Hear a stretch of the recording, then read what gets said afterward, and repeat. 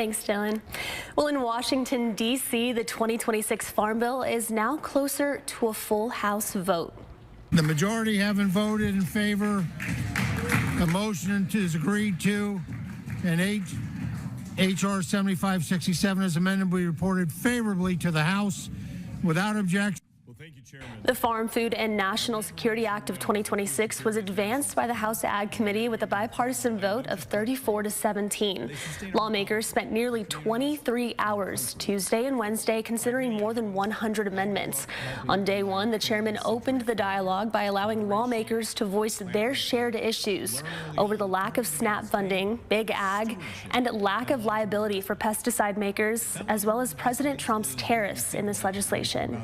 Sick and tired of big ag profiting off pesticides while small family farms get squeezed out of business.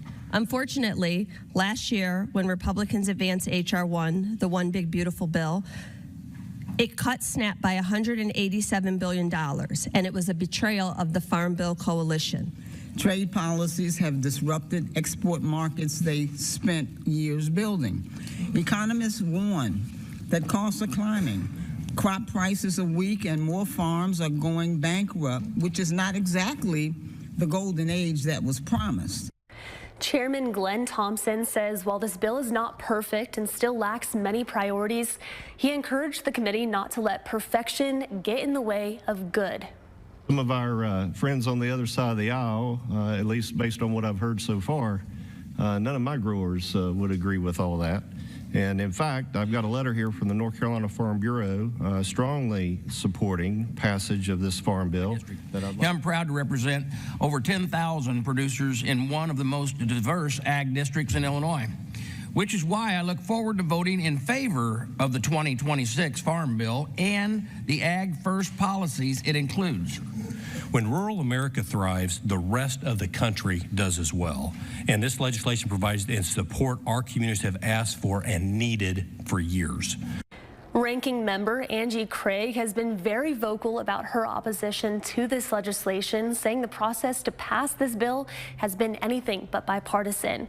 However, that argument was quickly rebutted by senior member Austin Scott.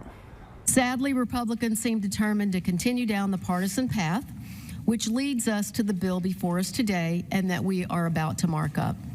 To be fair, there are some bipartisan provisions in this bill which I appreciate. Now, unlike what some Democrats would have you believe, this bipartisanship continues throughout the rest of the titles.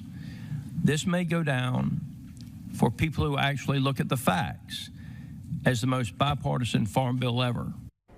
Now, some of the amendments passed this week include provisions to strengthen local food distribution systems and expand rural energy opportunities and healthcare access. It also modernizes the Volunteer Fire Assistance Program, providing volunteer fire departments with the critical protection and equipment they need, while also expanding eligibility. One amendment passed would also require the USDA to consider the affordability of broadband service to underserved areas.